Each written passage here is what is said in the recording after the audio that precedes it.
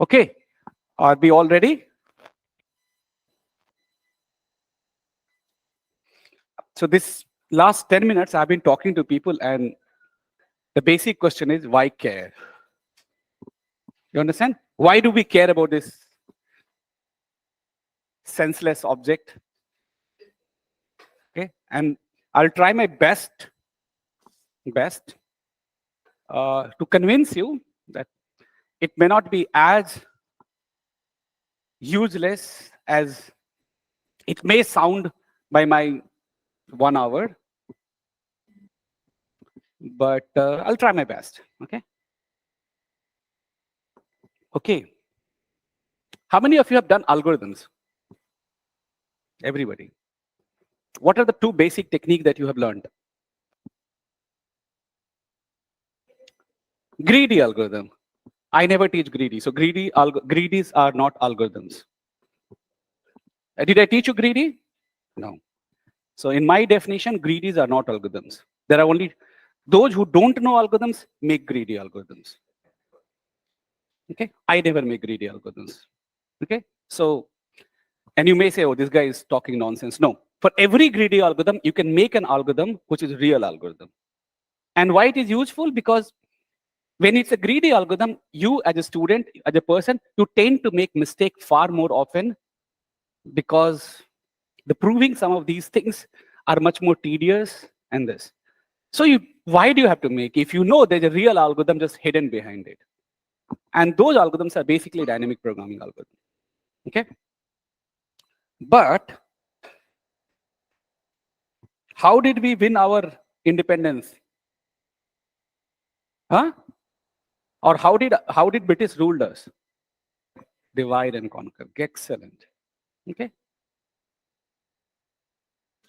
So divide and conquer and DP are in some sense very closely done objects on graphs of bounded Treewidth. And that's what I will try to tell you in a minute.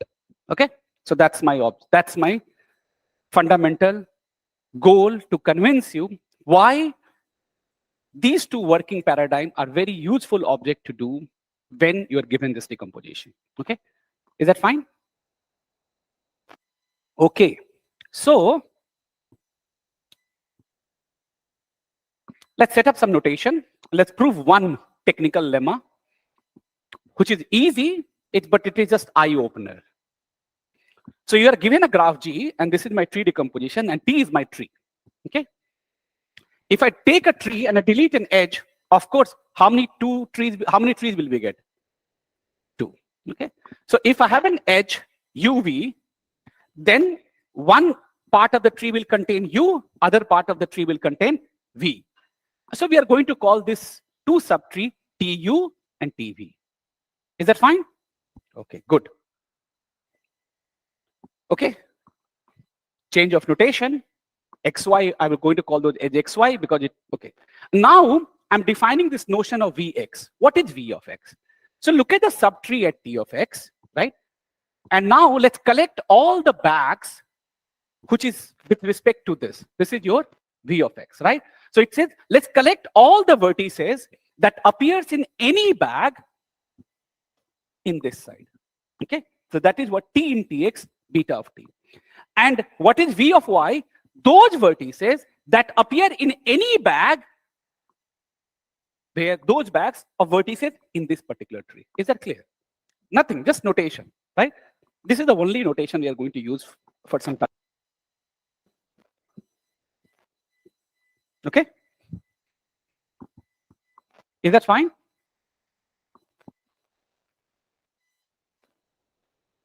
And here is my lemma, which is sounds very simple, proof is very simple, but it's one of the most powerful lemma that we can show. Okay, and I will come back to my puzzle in a minute. What it says, let G be a graph and T beta be a tree decomposition of G. Then for any edge xy of T, there is no edge between some vertices and some vertices. I will tell what those vertices are in a picture in a minute. Okay, so what it basically tells us that if you have an edge xy, right, Look at the beta x intersection beta x intersection beta y. So these are some subset of vertices that intersect. Delete them. Then, so this is how the graph looks like, right? So this is, so basically from Vx, if you delete these common vertices, and Vy, you delete these common vertices, there is no edge between a vertex in Vx and a vertex in Vy. There is absolutely no edge. This is what it says. In the other word, think of beta x intersection beta y, delete it. There's a real notion of left, there's a real notion of right, no edge from left to right. Okay, what does it tell us? So if for problem, I can go and say, hey, here's a small intersection. All the flow of information has to happen. If there's a flow of information that has to happen from left to right, it better happen through this little small set of nodes, right? A small set of nodes. So if I can solve my problem in a divide way, so this is the way to divide. If I conquer left, if I conquer right, there might be a good way to merge them. Understand? Okay. But if I want to do good divide and conquer algorithm, it's important. Have you ever written a recurrence for, let's see, how many of us know good recurrences?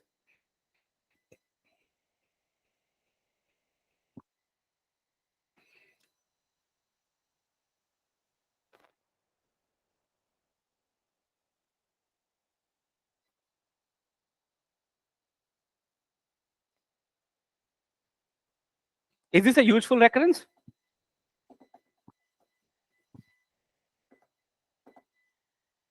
What is this recurrence? How much it solves to? Right? Exponential.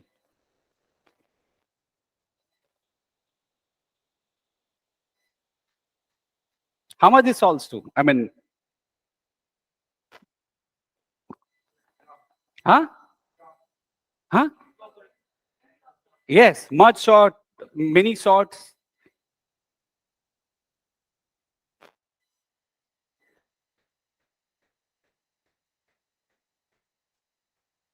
How much this will solve to? Something polynomial, right?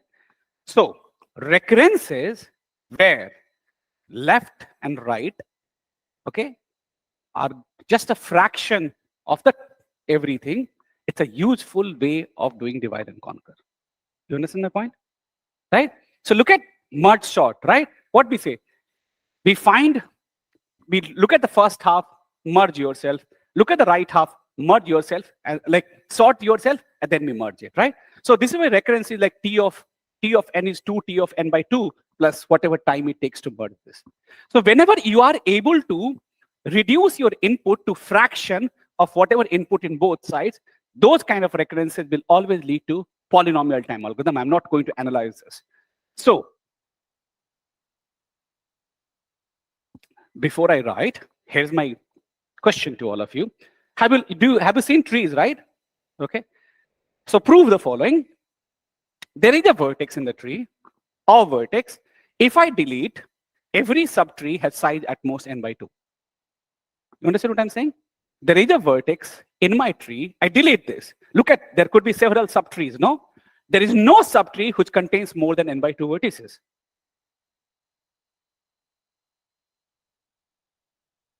Is it trivial? Obvious? Have everybody seen it? Do you believe me? Huh? Given a tree on n vertices, there is a vertex. There exists overt. Of course, if I delete leaf, does every component become of size at most n by 2? No. So there exists a vertex. If I delete that vertex, look at every subtree. None of them have size more than n by 2. Okay.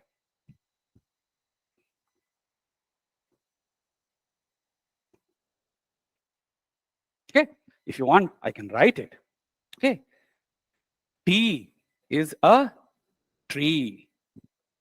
There exists a vertex V such that every connected component of t minus v has at most n by 2 vertices. This is all that I'm saying. Some floor ceiling, I don't care, but like, fine. This is my statement. Okay. Tree is useful because this exists. Algorithmically, tree is useful because this vertex exists, no other region.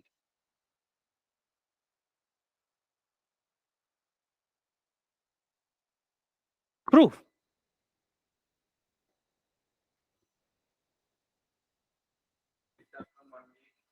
Leaf. We start from one leaf, okay?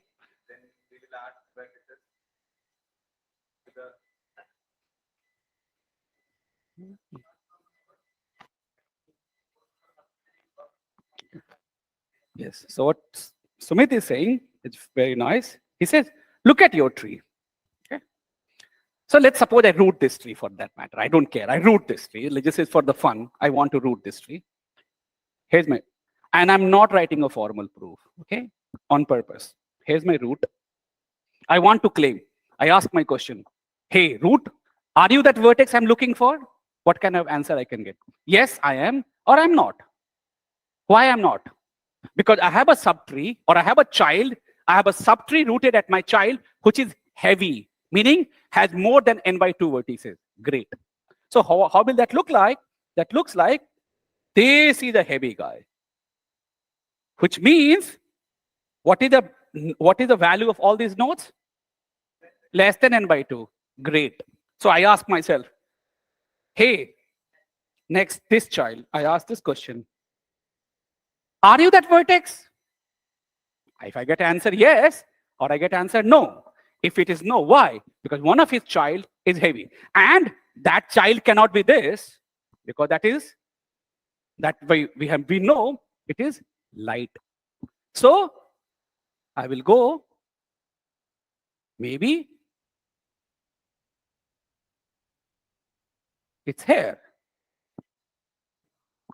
Keep going. It's a finite tree. Depth is finite. I'll reach. Is it okay? But now what can I do?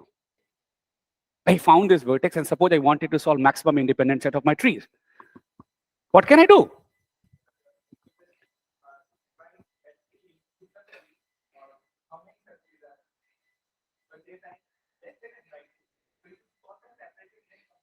That's right. No, what is this? Oh, you have to, for this vertex, have to decide whether are you an independent set or you are not an independent set. Based on that, I have to solve two sub-problems. If you are an independent set, then I pick myself, delete all my neighbors, and I solve my problem on rest, which is like summation of TCI, where, okay, fine. Or I am not in my solution, then I just delete myself, I just solve the component, take the maximum, so I can do divide and conquer. No component is very big. This is a good polynomial time algorithm. Okay. And there's no magic about independent set. You tell me a problem, I will do exactly the same thing. But what problem to branch on will change. Feedback vertex sets, it's trivial. 0. You understand? Because, why? Because on this vertex, if I'm able to say, given this information, the problem is basically independently can be solved in each component, then for all those problems, this strategy, find this separator vertices, or find this vertex which balancedly decomposes my tree, find it, guess how the solution will look like at that, and do your DP. Of course, I'm talking not very precise, but this is the general strategy of designing algorithm. Okay. But let's make this lemma even more interesting. Okay. It looks like my machine froze. It is not able to take so much load.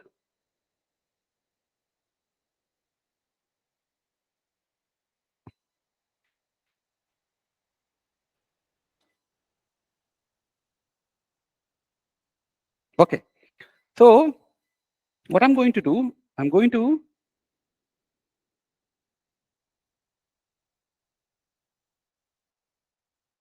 somehow I'm not able to add page.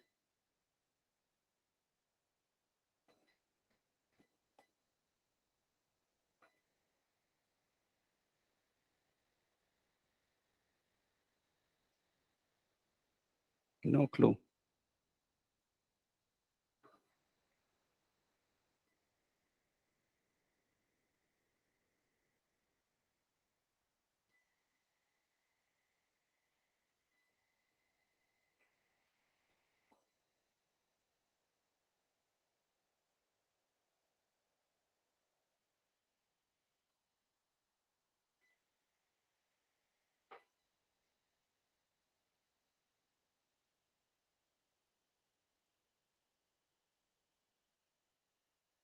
Okay.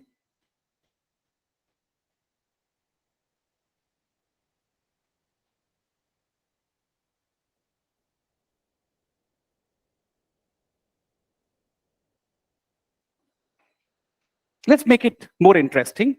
Now I add weight function. Okay. So not only that, I also have a weight function. What is a weight function? I define a weight function from vertex set of tree to say positive reals. Okay, not negative numbers. It's important. Okay. And then I want to say there exists a vertex V such that every connected component of T minus V had at most how many vertices? Is not what I'm going to ask. I'm going to say had weight at most weight of whole vertex set of T divided by 2. Means, and what is this? You just sum the weights. Right? That's it. So irrespective, so if we can get our lemma by just putting weight function as all ones. But I'm saying irrespective of any weight function, there exists a vertex which if you delete, it is balancely separate. But now it's not the size, it's a weight which is balancely separate. Proof remains the same. Start with the first vertex, does it have the purpose? No, then go to this because of. So you can prove this. Okay. So this is why trees are algorithmically interesting. And why tree decomposition or tree widths are interesting? Because they inherit these beautiful properties from these trees. Okay? Okay. So before I showed you this lemma, right? But what message which I wanted to tell you that each bag is in some sense separated. It separates my graph into left and right. I'm not talking about balancedness at this point of time. I showed to you, if you look at my old lemma, which said you pick up an edge. Okay, you pick up an edge, you delete it, the common vertices of this edge, beta x, delete it from the graph. Then there is no edge from the left to right. Right? And how is left defined? It is you look at the union of vertices, and this is in the graph. Okay. Can we prove this lemma?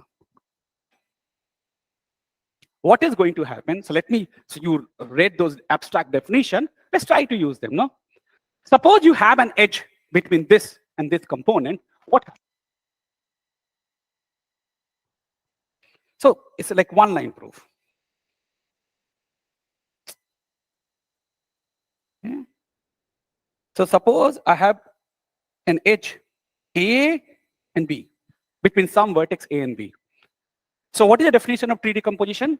There is a bag that contains both A and B. Okay. So that node T, okay. So we know there exists T in T such that beta of T contains A comma B. Is that fine? Now let's look at this Tx and Ty. Where is this node T? I don't know where it is. Either it is here or either it is here. Somewhere it must be, no? Because, okay. Now, if it is here, it contains what? It contains both A and B, right? And look at Vy, this B is in this side, so there is some bag here that contains B at least. Let's call that T prime. Now, let's draw the home of T prime. Home of T prime must contain T as well as T prime, right? And that's the connected. So that home will come via like this only, no? It means this beta x intersection beta y will contain the vertex P.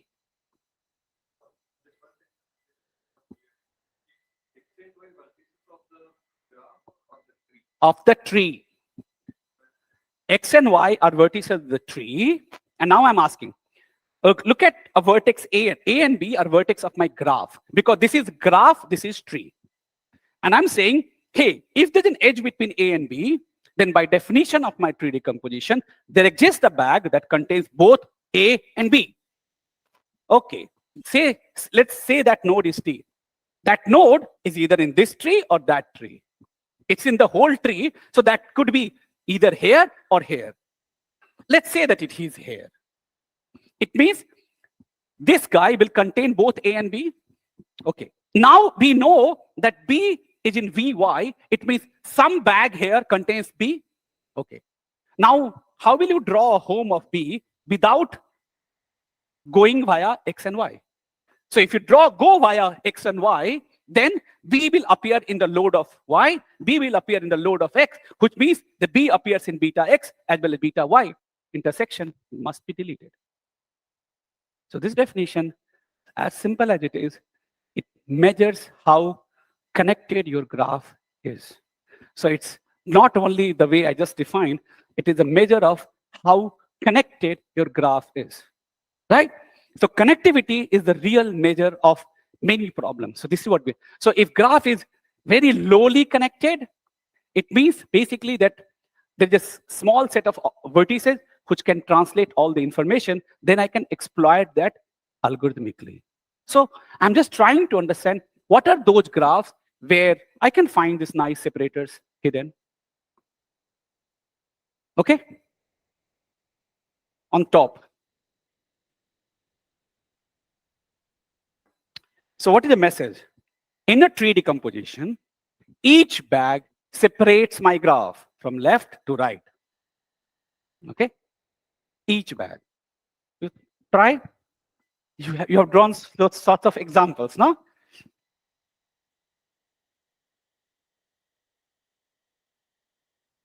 Here, you take 2, delete it. Is there edge from left to right? Is there edge from left to right? No. Right? In fact, if I take any column, if I delete, there's no edge from left to right. Right? So this is why there's an idea that if I take a column and maybe add some one extra vertex, I still be able to make a decomposition. This is not some what you call rocket science. This is like, it is based on the intuition that here is my separator which separates left from right. So it's basically each bag is like, this is this piece. Now let's go forward. Oh, this part of the graph, I can separate this piece from this piece. Let's put them. So these are like each of these bags are like a guard.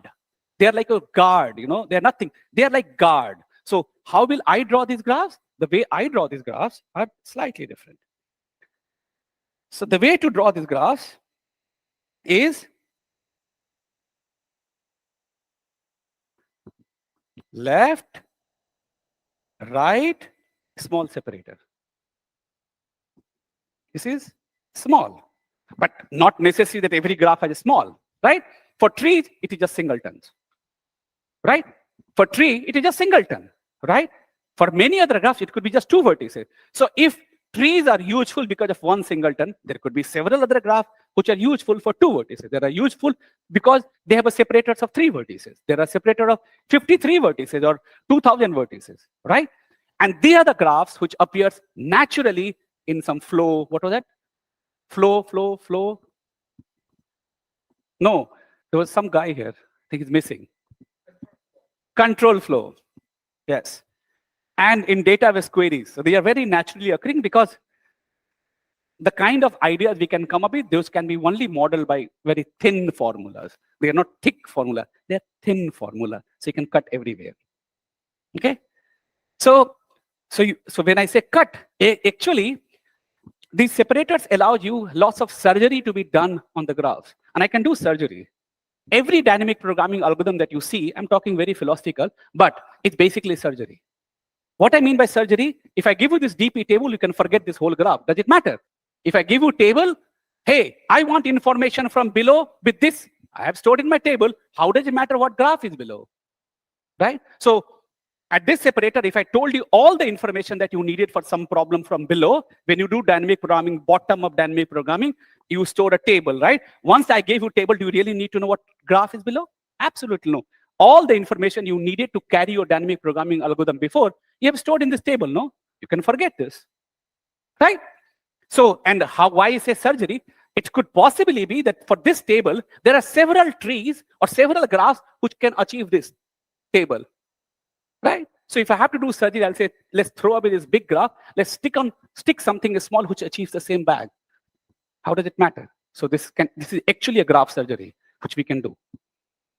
And this leads to tree automata, blah, blah, whatever you want. Verification. Okay. So this is what I said, right? This can lead to all many places, wherever you wish to. Okay, so we already talked about what makes Treewidth big. So, okay. So this is where we have been talking about. So let's give it a formal definition. A set X subset of VG is called balanced separator. What is called balanced separator? If you delete it, no connected component has size more than n by 2. So these are called balanced separator. They have a really good name. They are balanced because they are separating everything in a balanced way, right? And the way we did it for the trees, okay, you can define it for the weight, okay? You can define it for the weight. And what the theorem tells us, that if a graph, let G be a graph, and then it has a weighted balanced separator of size Treewidth of G plus 1. It always has a balanced separator of size Treewidth of G plus 1. So if I give you a Treewidth of graph 2, it has a weighted balanced separator. Like basically bag. I will say, oh, go, look at this bag. And how will the proof go? Proof is very simple. You look at the rooted tree and say, hey, is this bag my separator? Yes, great, done. If it is not, means all the union of vertices here is heavy. Okay, so like one of the childs is heavy. Let's go towards that child and same proof. So proof strategy, proof absolutely the same. So if you understand trees, you understand Treewidth, right? So now you are seeing that every property that I can prove on trees, I'm trying to see, can I export those properties to these graphs? And many of those good properties of trees can be done, okay? Okay. So this is how we can do in graphs of Treewidth K. Before, I'll give you a very formal algorithm. So if the graph at Treewidth K, then I know there's a separator of size, balanced separator of size K plus 1, connected component. What will I do? For algorithms, what I do, guess how solution interact with X, and then recursively solve on the components of G minus X, which basically means because G prime, Treewidth of G prime is same as Treewidth of G. This you can prove. I'm not going to prove. That if you have, yes. Oh, you want that lemma?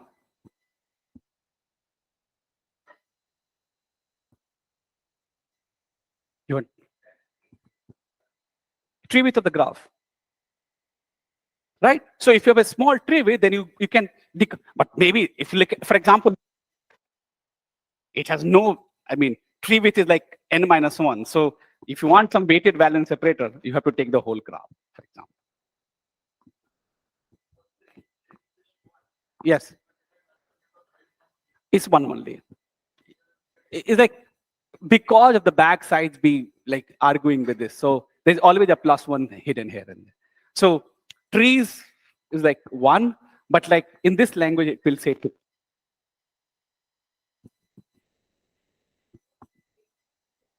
Any weight function, just there's no, you decide whatever you want. It should be just non-zero weight function. Like you shouldn't define negative. I don't know whether it works for, does it work for negative? I don't think so. I don't think it will. So you have to give me a positive weights, then it will work. Okay, that's it. Like, I am not assuming sub-modular or sub-Pareto. No, anything. Arbitrary weight function is good enough for me. Okay, so here's my template. How do I go describe my algorithm? Is like, okay, here's my separator and here is my components. Okay, fine. How my solution will look like on this. Okay, and then recursively try to solve. But to do recursion, what is important? That the components has the same property. That if I started with tree with at most 2, my graph also has tree with at most 2. For trees, it is easy, right? If I delete a vertex, if I started with a tree or forest, I still have trees or forest. But why is it true about tree width? So what I'm saying, if G is a graph and G prime is a subgraph of G, is this tree width more than G or it's same? Same, no? Why? At most is why? Take the same tree decomposition, no? Take the same decomposition. Does it not satisfy all the property? It satisfies all the property. So tree width is a monotone property in the sense, if I take a subgraph, its tree width is no larger than the tree width. I can do recursively dynamic programming algorithm or divide and conquer algorithm on each of the components and merge them, right? Because if you want to apply some induction, some recursion, it is important that whatever you started with, the invariants that your program or algorithm satisfy is also satisfied recursive step. Okay, it's like induction.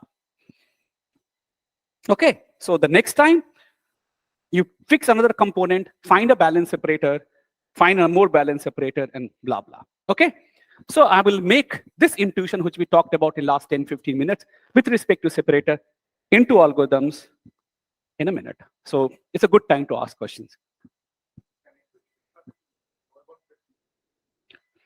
Not exactly, no, but they are related. Balance separators are related to. Separators are. Connectivity is still not global enough to talk about these things. I'll give. Look at a click. Wait. Wait, patience. Look at a click. Subdivide every edge 10 times. Now, how many vertices do I need to separate a vertex from the other vertex? 2 vertices. Look at a degree 2 vertex, right? I delete both of its neighbor, graph is disconnected, no? So what do you think the tree width of this graph will be? I took a click. Okay? I took a click. I subdivided every vertex.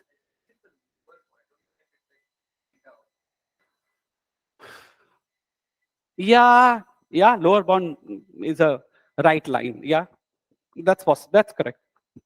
Is connectivity, is a global connectivity of a graph a lower bound for tree width? Because, I think so, no? Okay, yeah, because, yes, why? Think, why? You said,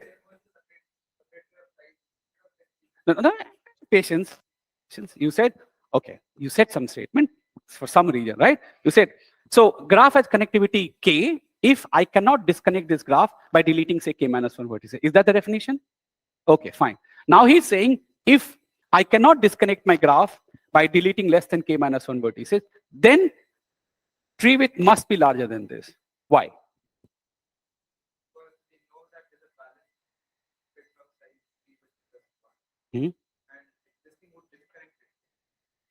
That's right. So what he's saying, but for that you have to prove something, right? That for any 2 vertex, X and Y, there is some bag that disconnects it. Or these 2 vertices are part of the same bag. Something of this nature, no?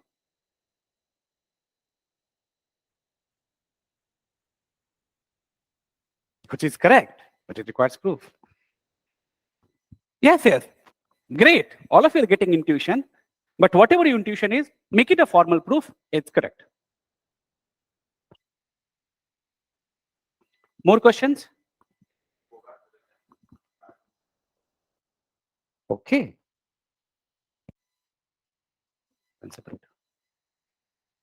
No connectivity is big. That's it. You can define, people define alpha balance separator, like alpha is 1/3, but no bound on X. I'm not saying anything. I said, this is a balance separator. If you delete this set X, then every component has size at most n/2. Okay? Okay. So should we talk about algorithms? Good. What you're saying? Can we start possible vertex separators? Vertex separators. Minimal separators. I don't think so. Can we enumerate Because in a graph, you can have exponentially many minimal separators. But in tree, we can show that the good tree decomposition is those which does not have more than n bags. You understand what I'm saying? No. So in some sense, Treewidth only captures some n separators, which is canonical or good enough for us. But the number of minimal separators can be too many. For example, okay. Look at a vertex. I have to make minimal separator or too many minimal separators. Okay, fine.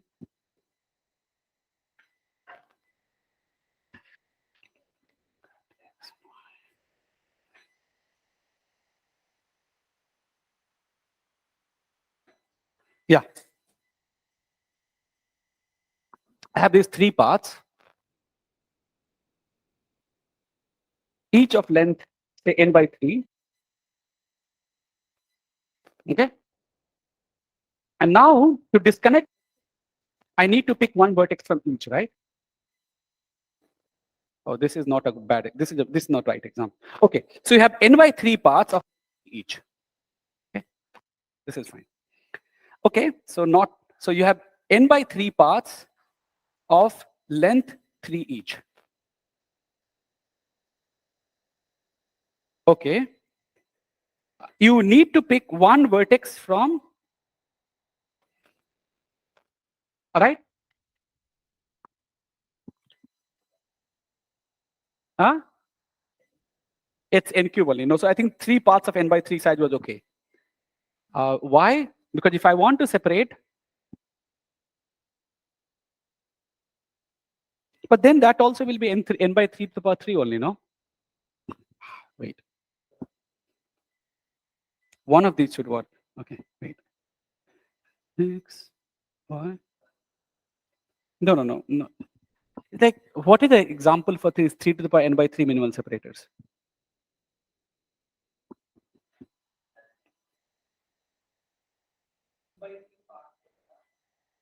No.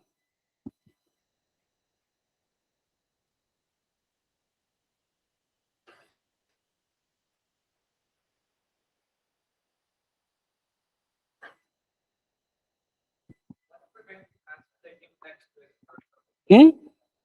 No, you're not allowed to pick X and Y. Suppose I want to separate X and Y. Yeah, this is what I thought, no? Okay. So there are n by 3 paths of length 3, because he's talking about all minimal separators in graph. So it should also include all minimal separators between X and Y.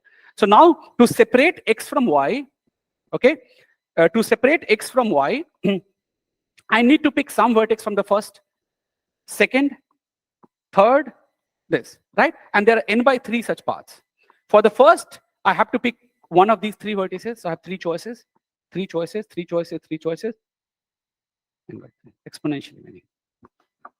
Okay, but this Treewidth is like constant, right? If I delete X and Y, some 3, 4. So yeah, so it captures some separators, but it does not capture all minimal separators. Okay. Anything more?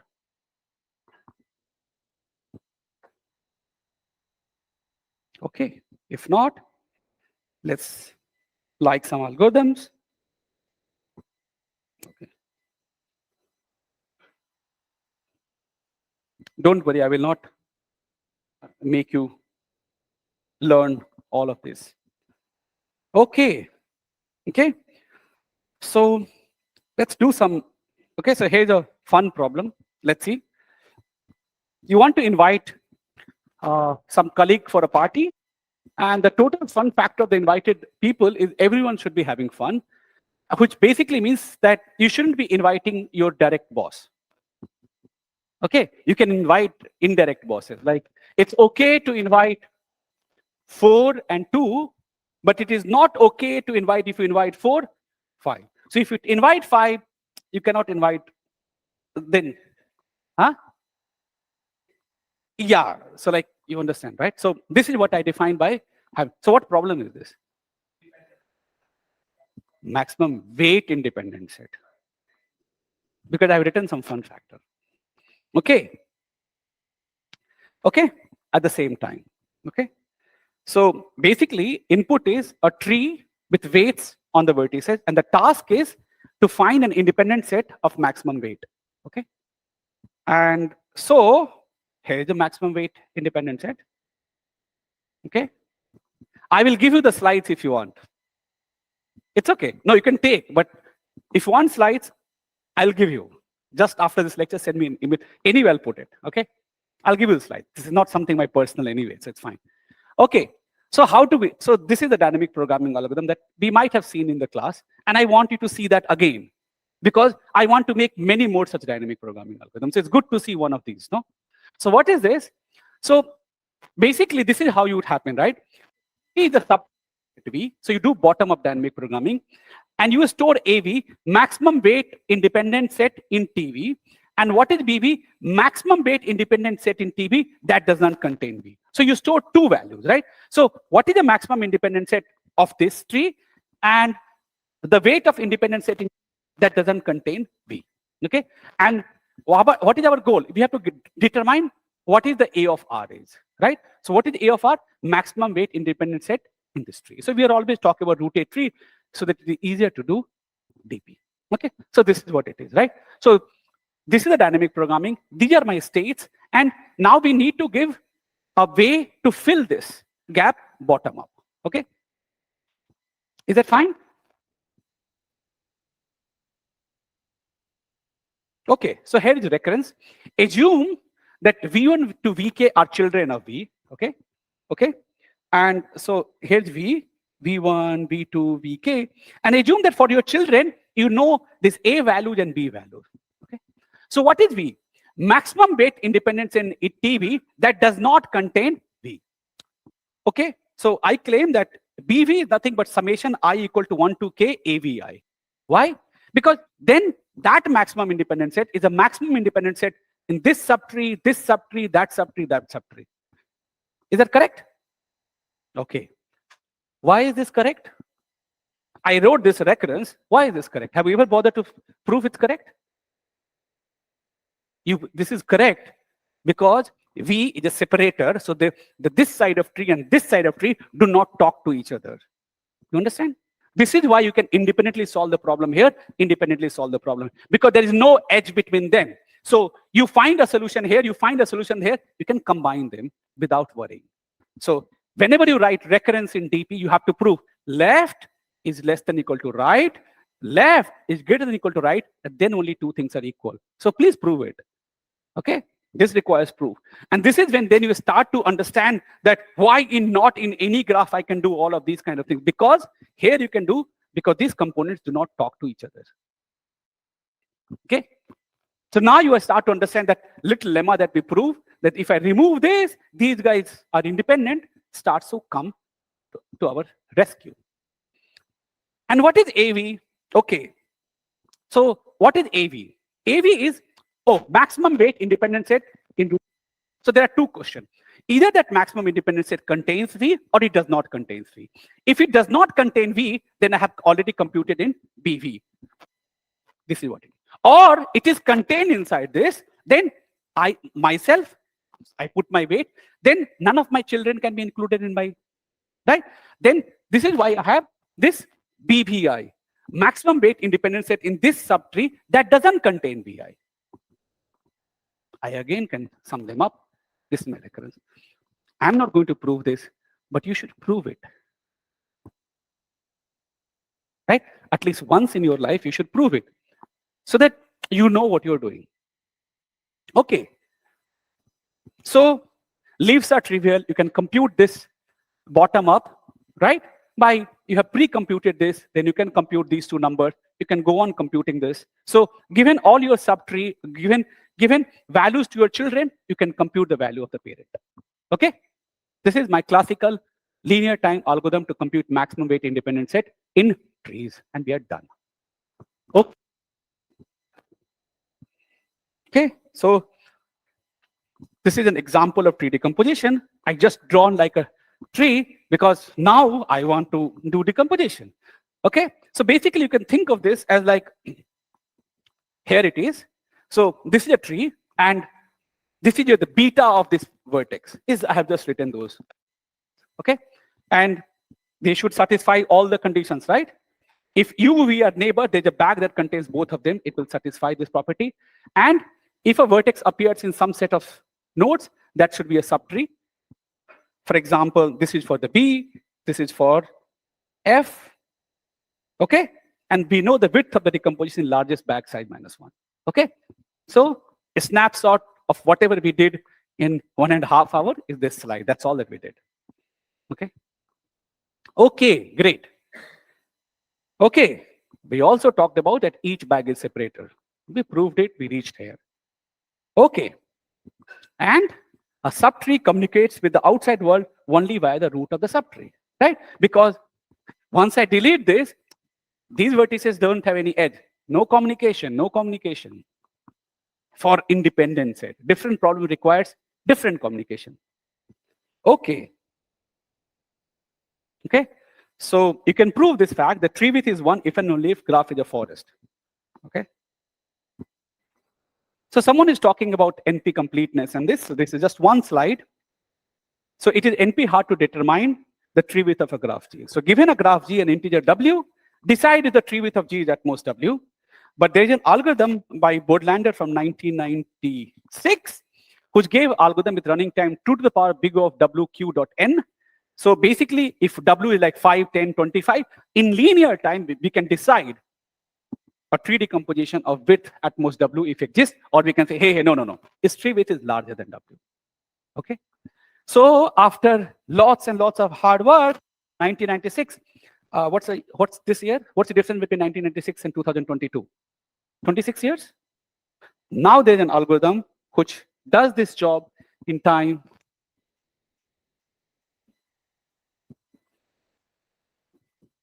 I think N4. Okay. 26 years, and now we have an algorithm which is improved. Okay, we hope this will be better, even further better. Okay, so, but there's a very nice approximation algorithm already given by Robertson and Seymour in 1986 or 87 or 89, is that if you are willing for a constant factor approximation, then I can give you a decomposition of width 4 times W in some C power W. So this was known long before. Okay, and there's also a polynomial time algorithm that can give you a tree decomposition of width W root log W in polynomial time. Okay, so they are just like, okay. If you would have been a senior class, I would have taught you this, the first one.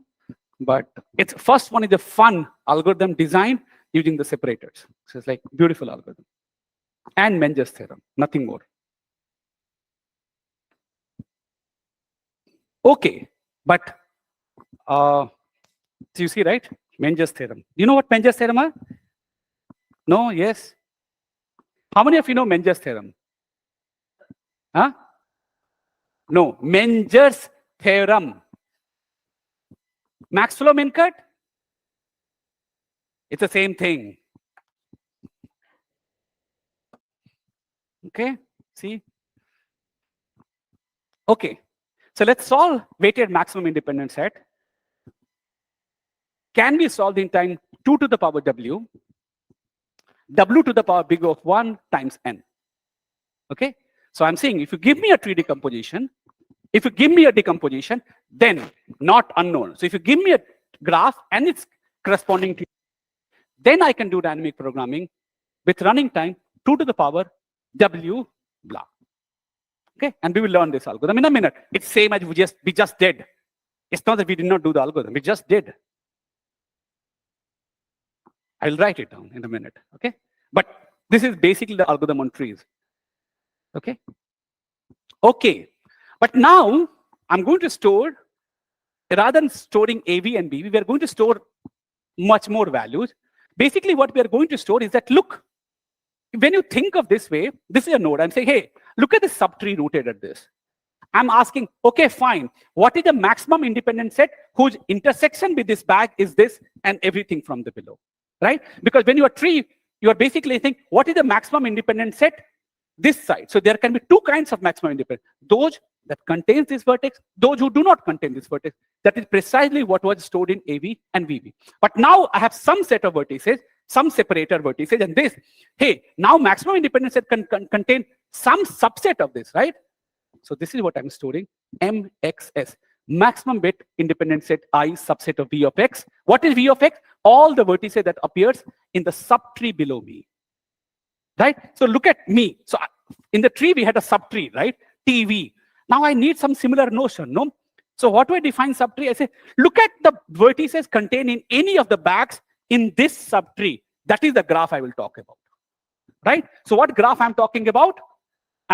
So what is Vx? Vertices appearing in the subtree rooted at X here, right? So that corresponds to a graph, no? Right? So I'm going to talk about independent set of that graph. And what is the property of that graph? Is that that graph talks with the other part of the graph via this separator, right? So if you look at picture-wise, this is how it looks like.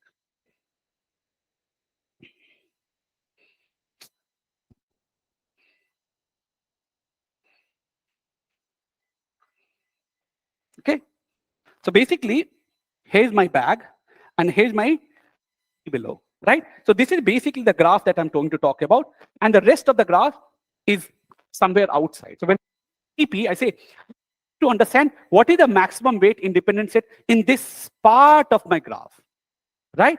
And what is this? This is what is defined by this, right? So what is the maximum weight independent set I? With I intersection Bx is this set, right? So from this root bag, I can only take this particular subset, and what is the best extension I can hope for, right? And the idea for these algorithms are very simple. You close your eyes, look at your maximum independent set, the maximum independent set, and look at its restriction to this part of the graph, right? Try to describe that description just by looking at those bags. If you can come up with a description just looking at those bags, right? Then for those, you can come up with a dynamic programming algorithm, which is function of the bag size, right? So how can I describe? What is the meaning of the describe? So from the perspective of other graph, from the outside world, if I told you which subset of vertex I'm going to pick from here, does it matter for him how you extend it below? It doesn't matter to him. All he knows that from this particular bag, you're going to pick up these vertices. It means the other side cannot pick up the neighbors of this. That's it. So once I have told him the information that, look, you, the outside person, you can only make up an independent set. From this set of vertices, I have decided which one side I'm going to pick. This subset is going, the rest of them, I'm not going to pick. Up to you, right? That already tells me all the information that the other part of the graph needed from me, okay? So this is what is encoded in this, right? So what will be the root? Is the whole graph, no? If I look at the root and look at the union of backs in the root, that's a whole graph.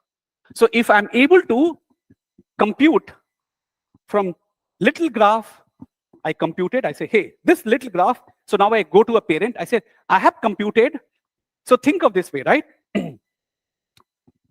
Okay, so think of this way. So the best way is to, okay, look, I have a bag, is a bag, here are components, okay? And now, somehow, I have computed a solution here,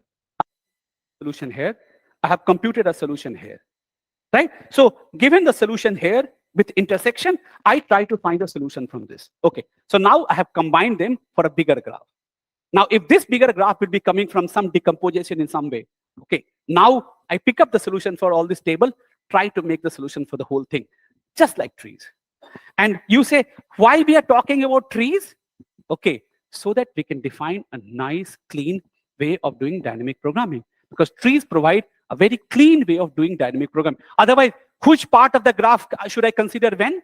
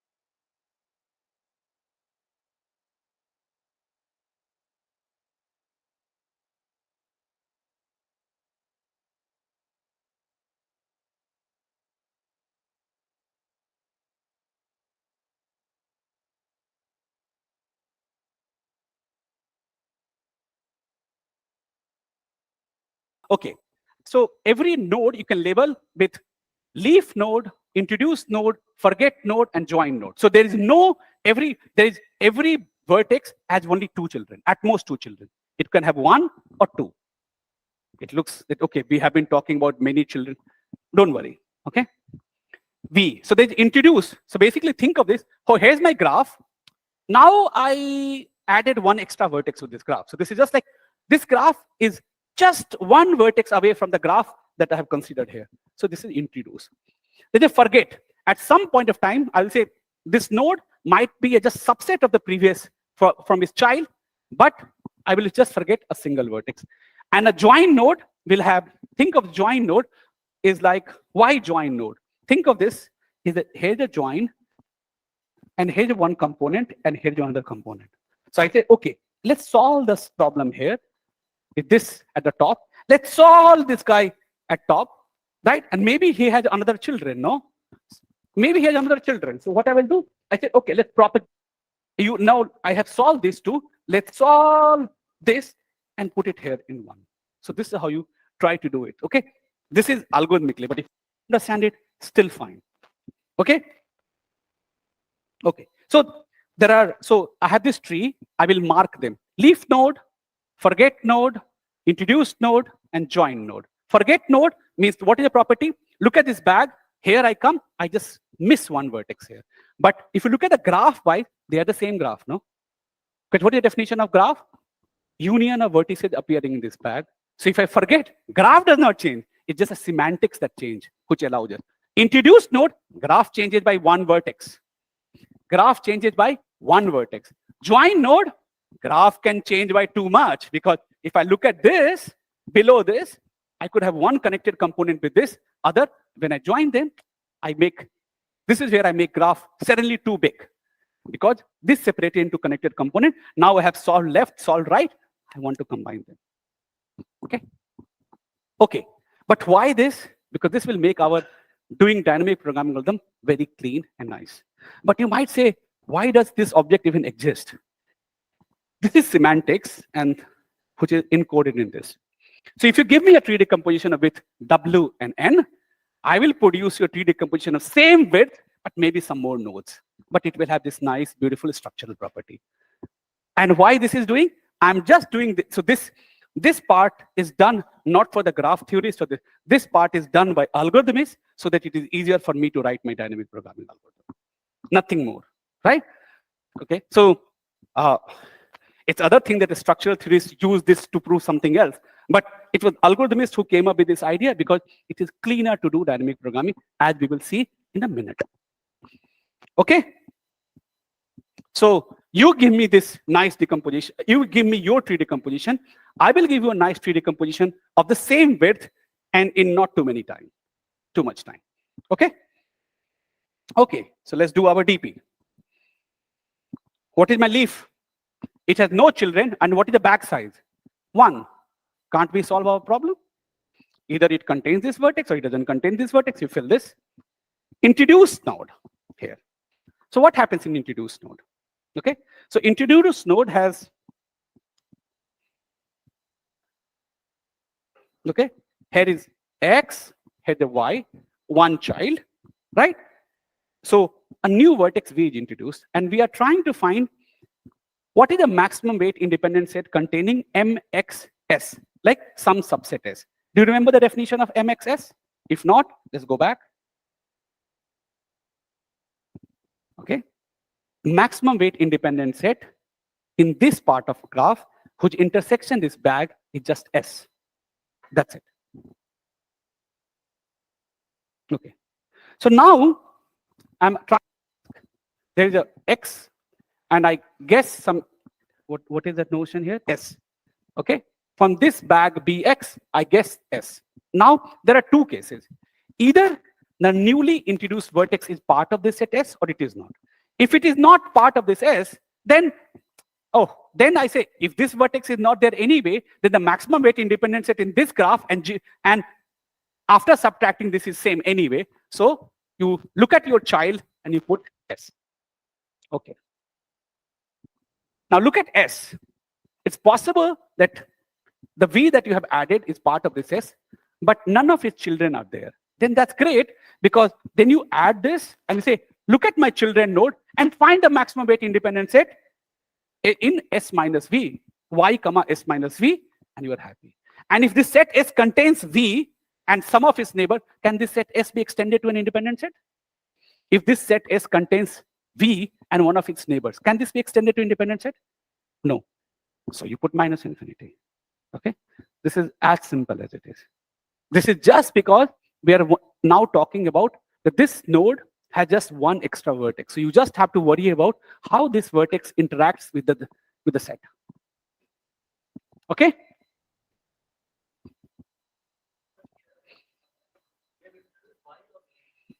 No, Y is the name of this node. Okay? The vertex which is introduced is V. This one. See, UW and V, the red vertex is the one which I have introduced. So this is why I say, if V does not belong to S, so think of this as a graph, right? So if you think of this as a graph, so here it is. Here's the piece of your graph. And here's the vertex V, which you introduced. And it could have some edges. So now I'm saying, so now, and this is your bag, okay? And your bag is maybe like, your bag is like something like this, okay? I say, oh, the set X does not contain V, then this is nothing but a maximum weight independent set in this graph. And this is what precisely stored here, no? At the child. So this indicates, this is a table at node Y, okay? And which set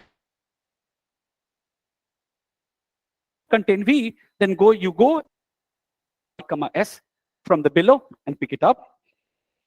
And otherwise, now you know that set S contains, there are two cases.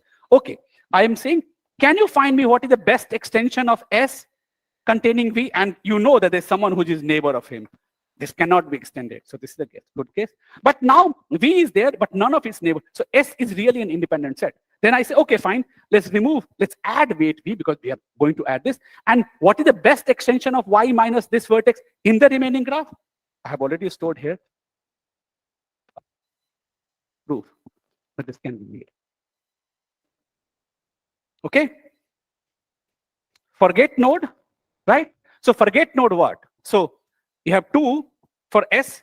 It's like either the best independent set from the same graph, either it contains V or it doesn't contain V. That is stored anyway, because the graph does not change, right? The graph remains the same, right? It's just the bag changes. I'm asking, okay, fine. What is the best extension of S? So best extension of S may contain V or may not contain V, right?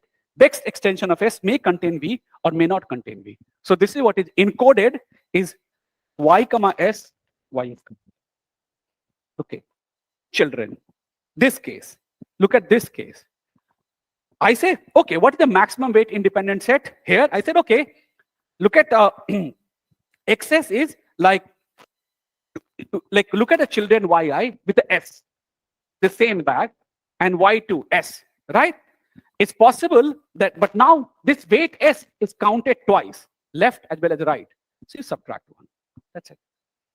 This is, and you are done. Look, here what happens? So imagine that this is my graph, right? And I have computed the maximum weight independent set in this side, maximum weight independent set containing in this side. So now if I add those two, I'm adding this S vertices twice. So I subtract the weight once. That's it. I don't expect that you will be able to follow in fast mode. That's not my expectation. But you have to, if you're interested, you have to go and check for yourself. Okay, and that's it. You're done. So how many subproblems did we solve? 2 to the power W plus 1, n subproblems, and each subproblem can be solved in W to the power big of 1 time. So this is the running time of this algorithm. Okay. Do you think we can improve this running time? It looks so simple and trivial, no?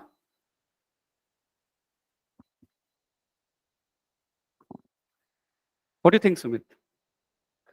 It looks obvious, no? Excellent. Everything looks obvious, and we tried for years before we showed. Okay, so what we showed in 2011, that unless SAT has 2 minus epsilon n algorithm. There is no 2 minus epsilon to the power Treewidth n to the power big of 1 algorithm for this problem. Okay, so this obvious algorithm is optimal. Okay, it required a lot of and someday if you come, I can tell you not this reduction, but maybe if you talk to me later, I can teach you this reduction by just NP hardness reduction. Just NP completeness reduction, I can show you why. And that was the starting point of this reduction. I was teaching an undergraduate class, and then it just stuck to me that this graph has this reduction graph, which all of you have seen. Okay, why should have you seen in the reduction that NP completeness reduction from SAT to independent set? What is the tree width of that graph? What's the tree width of that graph? Not talking about too many vertices. What's the tree width of that graph? That's a question. Have you seen this NP completeness reduction?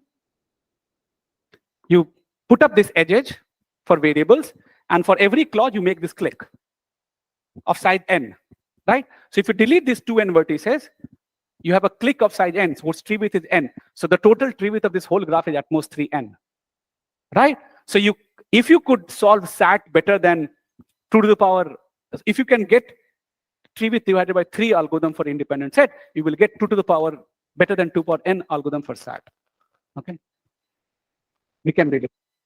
This is okay. So this then now you get into a very domain which requires whole research. Okay, I have 10 minutes. I'm going to show you some slides. So, for example, what about 3 coloring? I want to give whether graph is 3 colorable or not. How many of you know that 3 coloring is NP complete? You know what the 3 coloring problem is? You're given a graph G. You want to color the vertices with 3 colors so that there is no edge which is monochromatic. What is a non-obvious algorithm for this problem? What is an obvious algorithm for this problem? You try all possible 3 to the power n coloring, right? And what is the non-obvious algorithm? I'm sure you have learned. Exactly. And moreover, this is NP complete. Okay. But on graph of Treewidth-II, we can do 3 coloring in time 3 to the power w. Okay. And basically, you store partial coloring for each for this bag. You store partial coloring, whether 1, 2, 3. So 3 to the power w, and you can, that's enough. Okay. I'm not going to do this TP. It's simple. But like, that's not my motivation. And what do you think? Is this trivial algorithm possible to improve? No. This is optimal.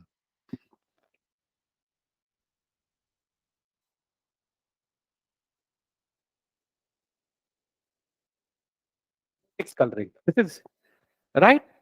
So 3 coloring on graphs of bounded Treewidth can be done in 3 to the power w.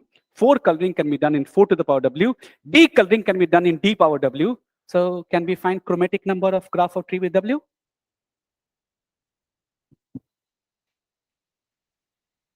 What do you think? So if graph has Treewidth-W, then it is w plus 1 colorable. Not obvious, but it's not very hard. Okay. Okay, do you know greedy coloring? You know how to do greedy coloring? Greedy coloring. No. So you start with greedy coloring is following. So you are coloring at any point of time. You look at which all your neighbors are assigned, and you give yourself color, the smallest color that is available to you. That's a color you give. That's a greedy coloring. Show that this greedy coloring, there is a way to color graph of Treewidth-W such that this greedy coloring will give you w plus 1. Okay. But it is possible. Okay. This is why you can do w power w, and this w power w cannot be improved unless 3 SAT can have 2 to the power little of n algorithm. Requires proof. Okay. But you know, if you try to do this normal dynamic programming algorithm, no, there are some problems for which this obvious algorithms are very nice, but the problem like dominating set where if you do some obvious algorithm, is like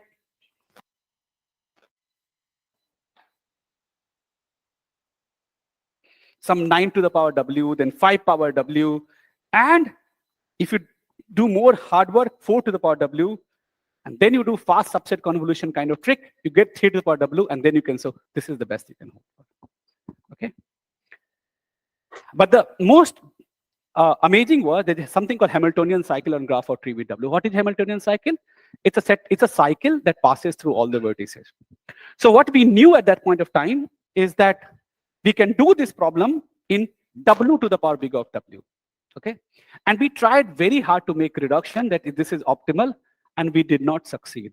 Okay, so if we did not succeed, we put it out that we did not succeed, and then some smart people came afterward.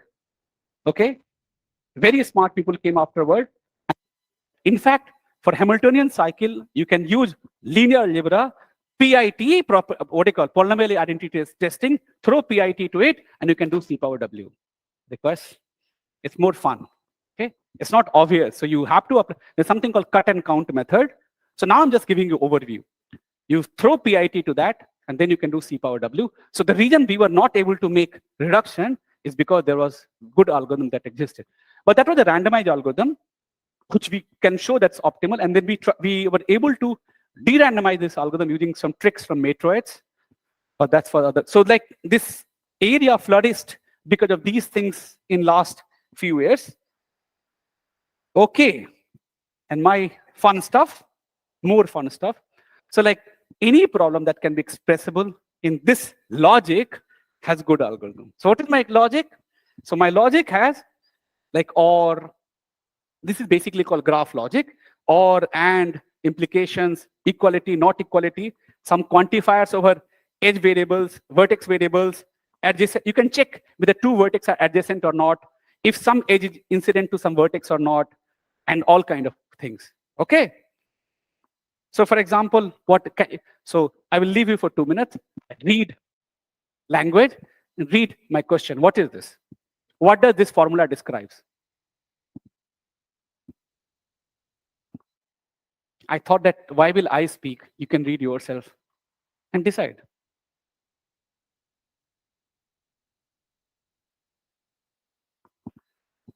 There exists C subset of V. So V is a vertex set. So some set of vertex which satisfy some property. What are those properties?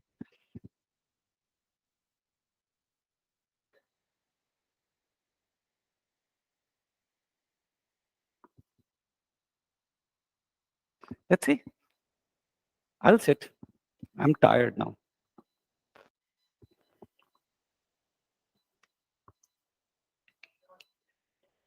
Huh? Adjacent, adjacent. Predicate, adjacent.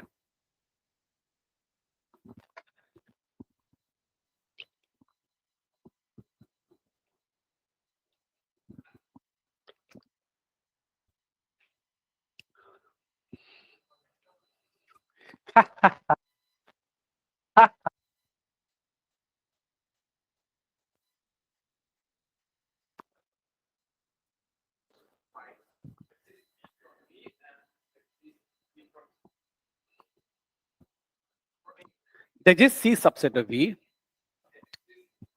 And there is V and V.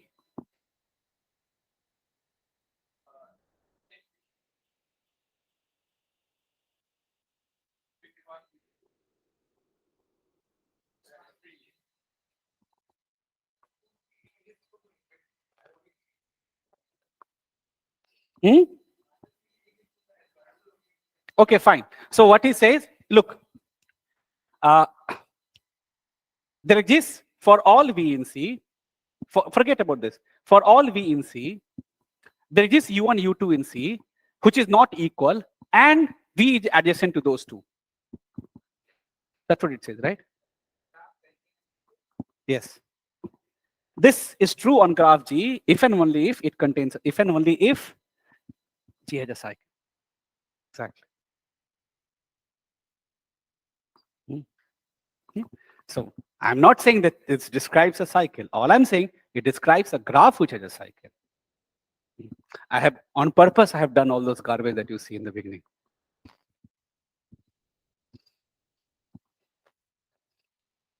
Look, I can start with what I want, and then, so do you know how to make puzzles, right?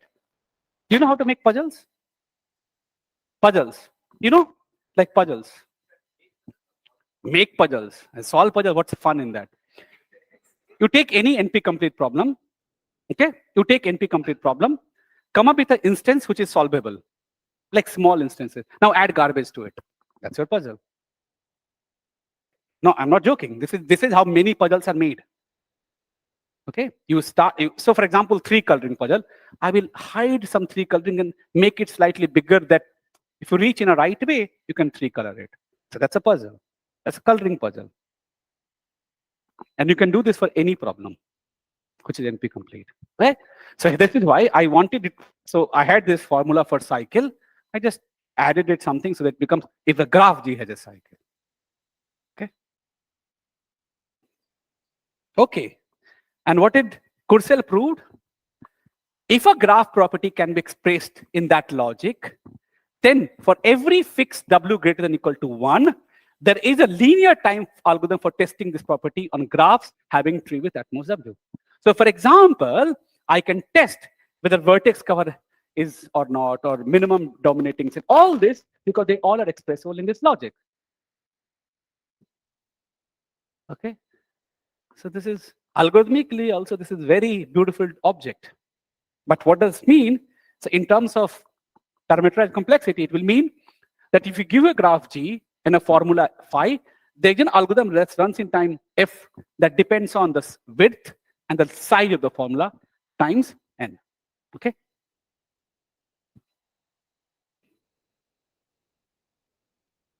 Okay. But it's a very general theorem, right? So of course, W, the dependence on W could be very, very bad. It could be non-elementary. You know what is non-elementary? Huh? Yeah. All kind of functions are there. Can we express 3-coloring and Hamiltonian cycle in this logic we just talked about? 3-coloring is easy. There exists C1, C2, C3 subset of V such that for every vertex in V, either V belongs to C1 or C2 or C3. Now we have to say that each part C1 is independent set. And for all UV in V, if U and V are adjacent, then U and V does not belong to C1. U and V does not belong to C2. U and V does not belong to C3.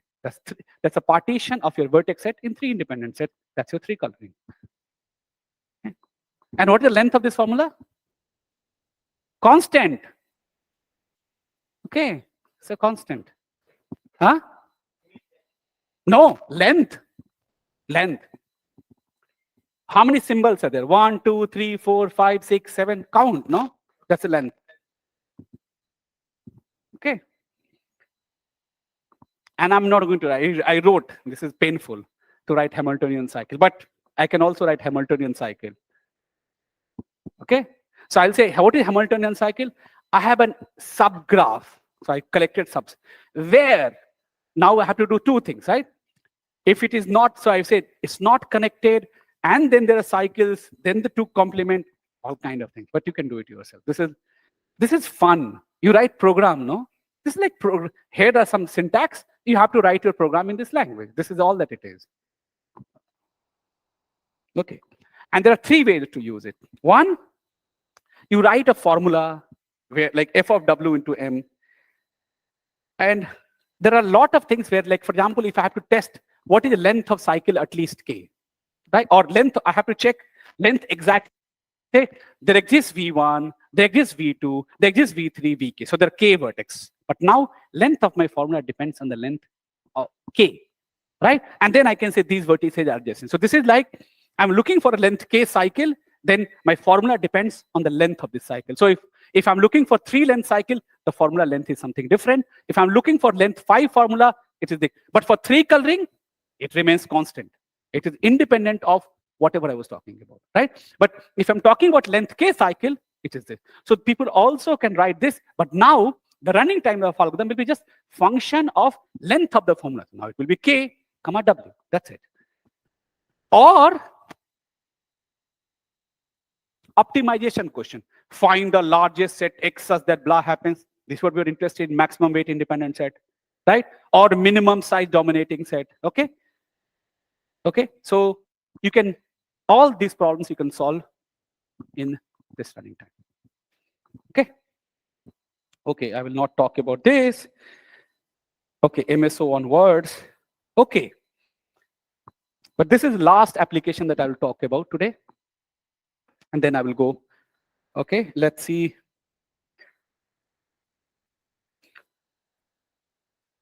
If I have to write, test whether there exists a path of length k in my graph or not, how can I do? Can I write a formula? I have a graph G. I want to write a formula. Path kg. There exists V1, there exists V2, there exists V3, there exists Vk, right?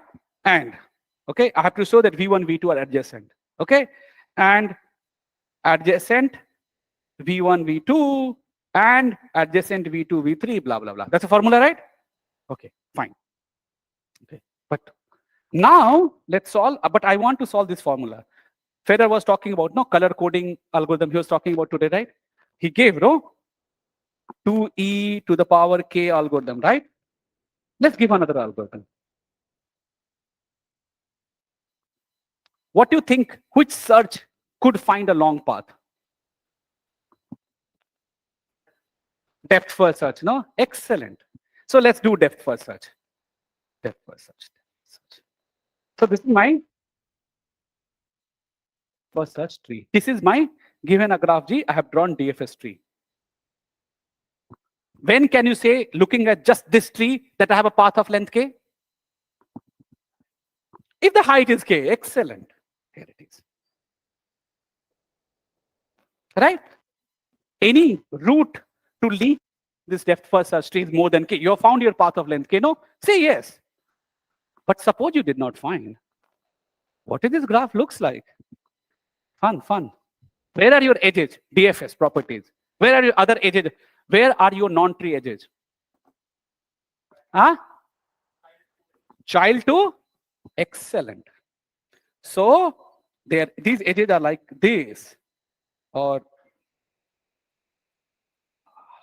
right? These edges are like this, right? But you do not have edges like this. Do you agree? What is the DFS tree? That every non-edge is from itself to one of the parent in the root to leaf child path. Can we use this to make some tree decomposition?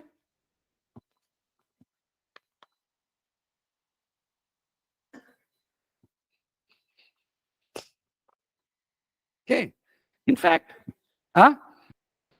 now I have a graph where I have a DFS tree of depth at most k, k minus 1. So what is this?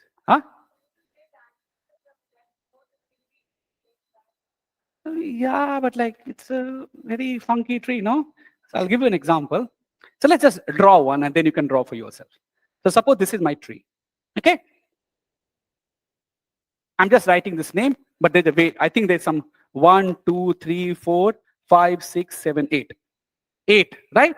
So I'm going to make a path on 8 vertex. 1, 2, 3, 4, 5, 6, 7, 8. Number of leaves. What do you think should the bag be? 1 to the root. So my bags are, for this, is this. This is my bag. Pick up 1 and 2 path to its root. 2, same thing. But starting at 2. It will be this. 3, this one. And so on and so forth. I claim this is a tree decomposition. Why? Of course, every vertex appears. Look at any edge. Every edge appears from someone to someone, right? And I have taken that path. So that's perfectly fine, right? So connectivity. Connectivity. Think. This is also taken care of. Yeah. Then you have taken them. Yes. So what's the bag? What's the width of this decomposition? K minus K, right? Okay. So now can we apply Kurzweil's theorem and done with the job? F, comma K, done. Right? We just now learned, right? F of size of the formula, comma the width. Size of the formula is some order K. Width, either I'm able to, in polynomial time, what did we decide? I said, hey, in polynomial time, either the answer is yes, great, or I have concluded the width is small. So it has application well beyond you think. Okay. If a graph has a vertex cover of size K, what is its tree width? If a graph has a vertex cover of size K, what is its tree width? If I delete, what is its tree width? 0, 1, I don't know. Then add those to every bag, no? And now I taught you an algorithm how to do dp over graph of bounded tree width. So here you're under 2 power K algorithm, right? I told you, if you give me a decomposition of width W, then I can find maximum weight independent set in time 2 power W. So maximum weight independent set or minimum vertex cover are same problem. If, right? So I look at my graph. So if you gave me a decomposition, then I know. But maybe you will say, who gave you this decomposition? There are ways to find this decomposition. Is like, I can do one thing. I can apply my factor 2 approximation. If it says more than 2K vertices, no. If it is less than 2K vertex, I can get a tree decomposition of width 2K, apply the algorithm I just did, and have another algorithm. I mean, so I can find its use many, many places. More questions? Because I'm done. I can do many more magic, but like, so my whole purpose, again, was not to, of course, we are teaching you many things, but we also wanted you to learn things which you just don't learn in your classroom setting. Okay? And this is one topic which is rich, amazing, and you may find it useful in your own setting. So at least you know such objects exist.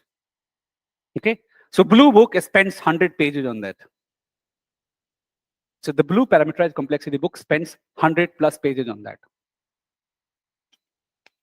Green book on kernelization spend another 50 pages on that.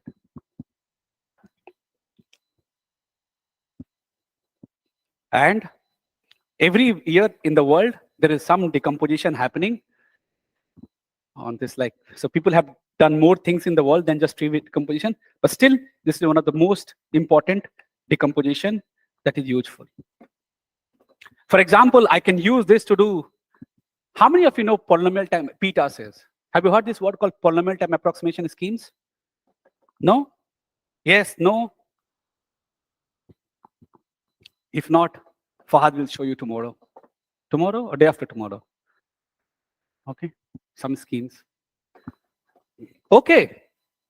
So are we convinced Treewidth is interesting and important? And if you're still not convinced, you can come after dinner, I can convince you. Okay, then good. If you have no further question, then thanks a lot.